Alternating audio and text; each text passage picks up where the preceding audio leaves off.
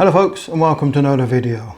So, I've been buying things on Amazon again, and as it's been Black Friday, I've managed to pick myself up a bargain. Can you guess what I bought?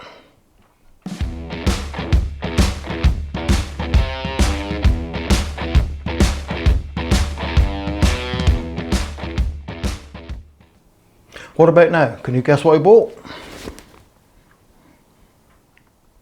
Last chance to guess what I bought. So guys, you guessed correctly, it's a tripod. So what we got guys, it's the Neewer 72-inch aluminium tripod with ball head and horizontal arm. And that's the very reason that I bought it guys, for the horizontal arm. So it's a pretty hefty tripod guys, so I'm going to endeavour to sort of show you sort of some of the bits and pieces, but it really just is a tripod like any other tripod. So as I said, it's an aluminium tripod, so it is a fairly hefty beast. So it's got the sort of twist grip legs, all finished in a lovely red look, but the twist grip sort of fixings of the legs, 3-section legs guys. So Neewer actually call it, I'll just read off the number, so Neewer actually call it the N284 Plus Go. That's what Neewer are actually calling it. So as I said guys, the on the bottom here, this, well, where else would it be, the bottom of the legs. So here this is the twist grip sort of leg locking, and what we have here, I don't know if that's going to show guys, but we can unscrew the rubber feet. So as I said, I don't know why it's going to show up on video, but we can unscrew these little rubber feet there guys, and they can actually be replaced, which is a good thing, but also they can be replaced with you can get a ground spike as well. So if you're using it on sort of outside on sort of mud or grass, something like that, it's a ground spike. So that's the sort of bottom end. So one of these legs, I think it's this one, this will actually unscrew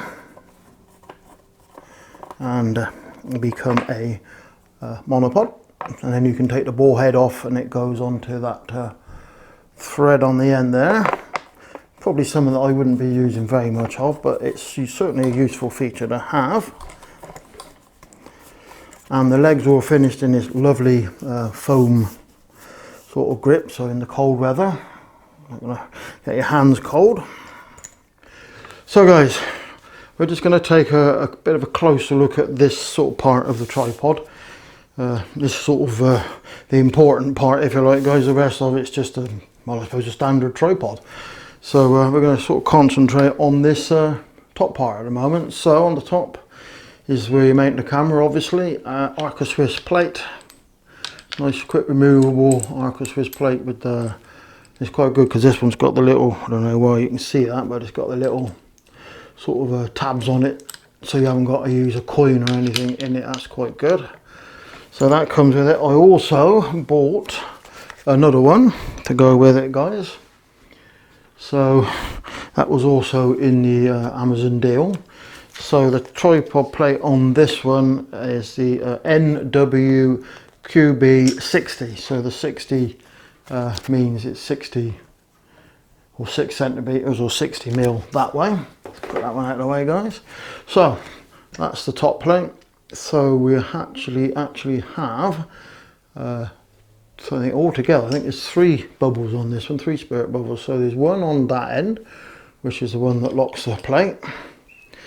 If you then spin it round, we have another one there, and there's also one sort of down on this side. So that's the head, so that's the way you mount the camera. So the ball head is, there's 2 clamps. It will lock with one, but let's lock that one down as well. So it will lock with one, but it's obviously going to be much better with the 2. So you just loosen them. That's the usual pan tool, quite smooth. I mean, hopefully it'll get better. It's a little bit sort of rough in a couple of places, but I think once it's locked down and that, it's going to be okay, and that's good and solid. So we have the pan head here. So that's, and it almost feels fluid, like a fluid head. I don't think it is, but it just got that nice feel to it. So, and that locks with that wheel there.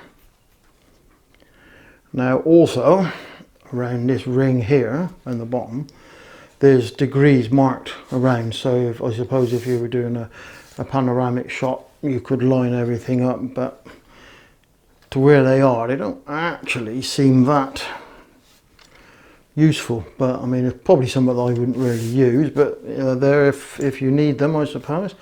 This one here, so that loosens the center column.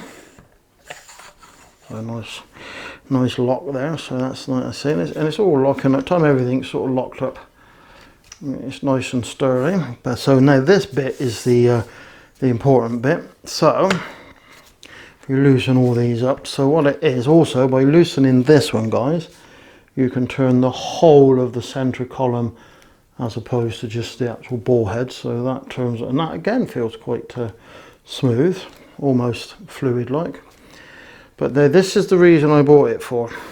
So as I said, guys, the center column will come out, but what we do is we lift the center column up, click the little pin in the bottom, and it comes up until it's sort of got a positive lock. And then, are you ready for this? So that tilts that way, yeah, and then if we bring it back into shot, we now have the horizontal arm. So we just lock everything down again. So that's, so there you go, guys, that's the horizontal arm nicely locked. So beauty of that is you can now do overhead shots or any type of shot, I suppose. Now I'm just going to stand up a minute. So what we're going to do, guys, is if we turn it round, because what I would suggest, if you've got it in that position, if you have it extended out to sort of like that, you have to have it extended out opposite where you have a leg. So that's now extended opposite the leg. So that, I mean, that's pretty, I mean, I wouldn't want to put anything really heavy on that, but always have this arm extended opposite a leg, because if you didn't, let's see if I can turn that so it's not opposite a leg. See how easy that is now? And if that was fully extended out, that's that would fall over quite easily. I mean, you wouldn't have it extended out this far anyway. I think that would be, it'd probably be like with a smartphone, but anything much heavier than that. So you would always sort of be in this position, but have it opposite a leg, and then that would give you that bit more stability.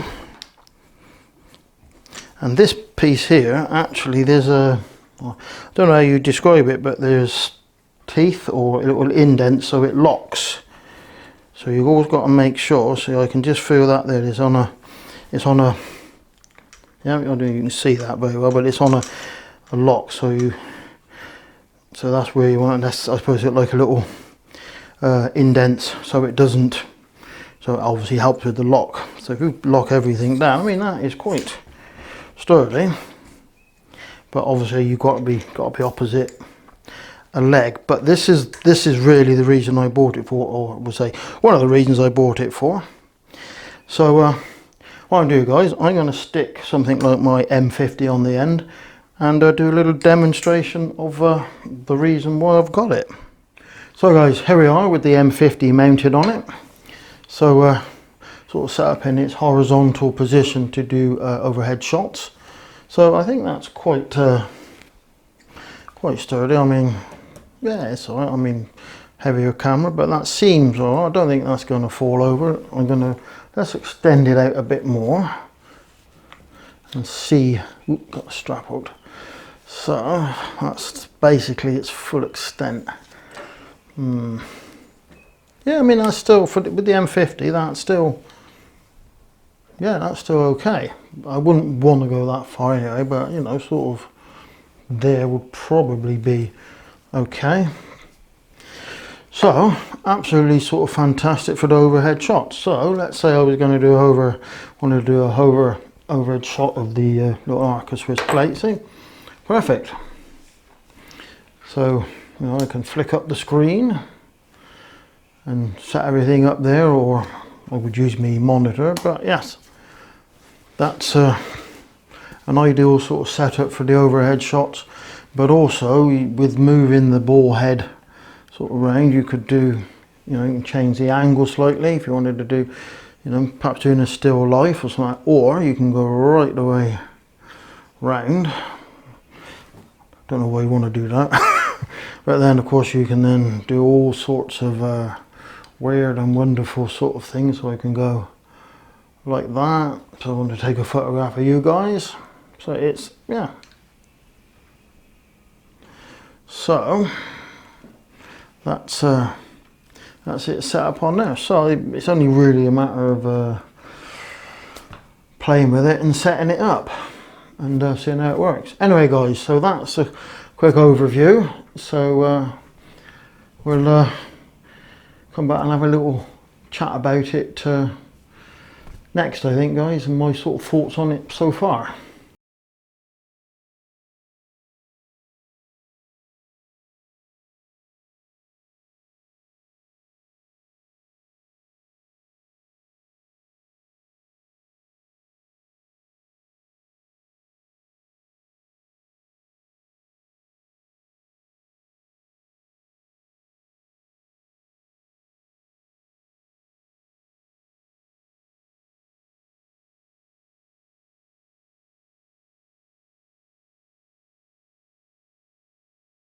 .72-inch horizontal tripod. And it's the reason I bought it for, which is less important, but the other reason I bought it for was if I wanted to do a demonstration of a video. So I was going to do, wanted to do some still life photography out on my little area here, and I wanted to record it. So I would have my one of the cameras, say with stills camera, set up on the Slik tripod, and then what would I be putting the filming camera on? I've got no other tripod, so now hopefully I can have easily one camera, stills camera doing the photography, and a camcorder, whatever, filming the action, if you like. So that was really the other sort of reasoning behind it. Hopefully I sort of demonstrated the main points, and you've got a little bit of information out of this that might be useful if you're considering another tripod. I definitely think that horizontal arm is going to be a great help for the you know, the top down shots, the unboxings, as I don't do, so I might better do some unboxings. And when you're looking at something, it's easier just to you know, put the tripod and the camera shooting down. Anyway, I'm waffling on here, guys, so I hope you find this one interesting. I'm now going to have a little cup of coffee, and we'll catch you on the next one. So until then, guys, thanks for watching this one, and we'll see you all again very soon.